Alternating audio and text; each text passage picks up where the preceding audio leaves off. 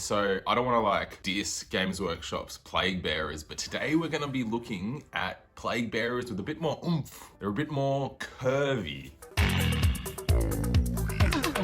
These models are round, they're beefy, and more importantly, they're menacing and gory. Now I picked up these 3D models from puppetswar for their monthly Patreon. Now I love these models. They basically come in two pieces where it's a body and then one of their hands with a weapon on it. Make sure you look at what the bodies are missing. Some are missing a left hand, some are missing a right, and so you don't want to double up and have some extra weapons printed. Puppetswar, love them, huge fan. Puppetswar, reach out to me. We can work together. The supports came off pretty easily. I didn't really have to do much. With Puppetswar, the only issue I've had is I've printed too fast and I didn't add enough supports for my own stupidity, so. They're a great company. After I printed them, I did a little quick cleanup job, bit of sanding just to get rid of any scratches and things from supports, and also just chipping off any excess support bits. But part of me liked the little extra character it added. You know, these models aren't supposed to be clean. Like, they've got cuts, they've got guts coming out. And so some of these extra support bits actually added a bit more character. What I did that you won't see is there's a 4mm magnet underneath the base. Just helps with transportation, and you'll see my little makeshift paint handle that I used when we move on to the painting.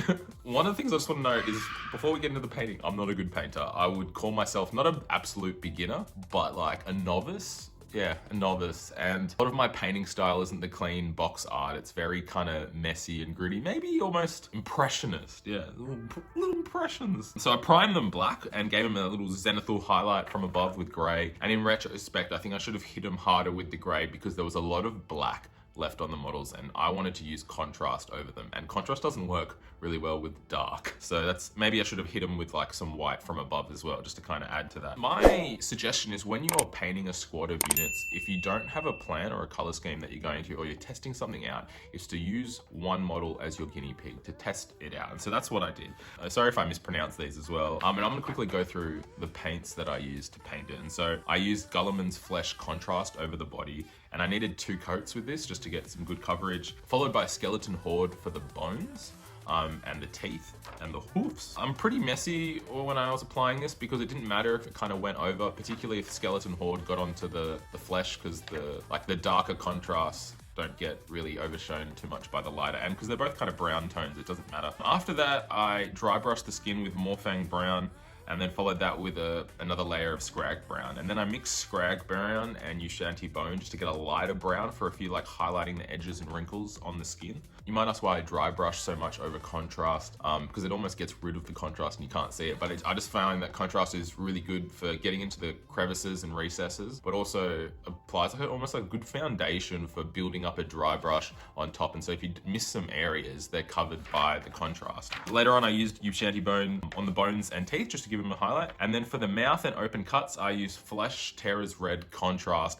and highlighted those parts with Bugman's Glow. And so you can see, and then some places I went like got a little bit of Ushanbti Bone, trying to add some extra texture to the guts and stuff. For the boils around the body, like little pimples, I used Bugman's Glow as well. And I've had these weird, like almost like barnacles or pustules on their skin. I used Vulpus Pink contrast.